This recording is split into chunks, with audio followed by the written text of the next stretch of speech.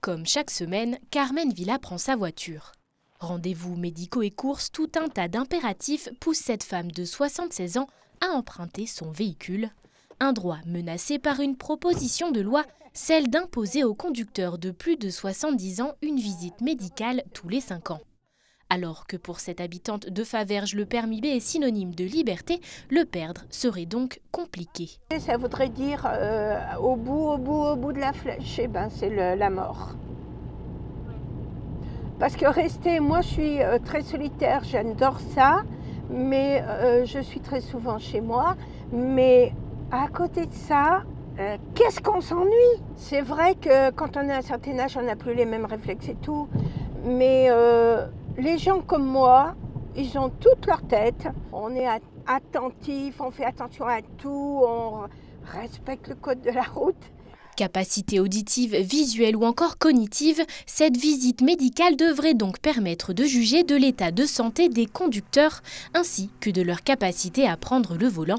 Une condition qui ne fait pas l'unanimité. On arrive à un âge où on perd certaines facultés, alors c'est difficile à entendre.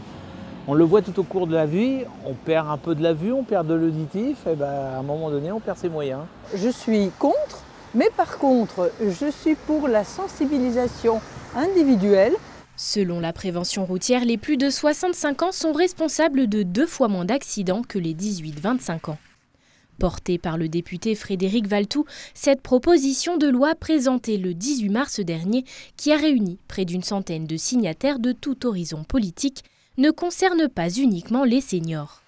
Les moins de 70 ans devront également se soumettre à une visite médicale tous les 15 ans. On n'a déjà pas suffisamment de médecins pour traiter les pathologies. Et je ne vois pas comment on peut mettre en route autant de propositions d'envergure qui toucheraient finalement toute la population de 18 ans à 100 ans. Un durcissement de l'obtention ou du renouvellement de ce précieux sésame qui fait également écho au Parlement européen.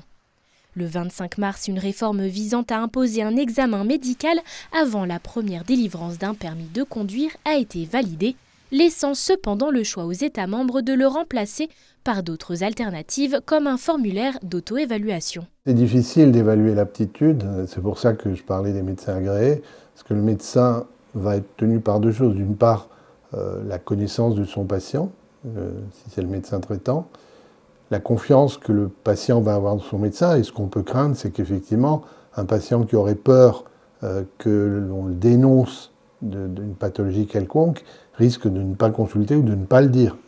Cette réforme du permis de conduire doit encore être validée par le Conseil et le Parlement européen.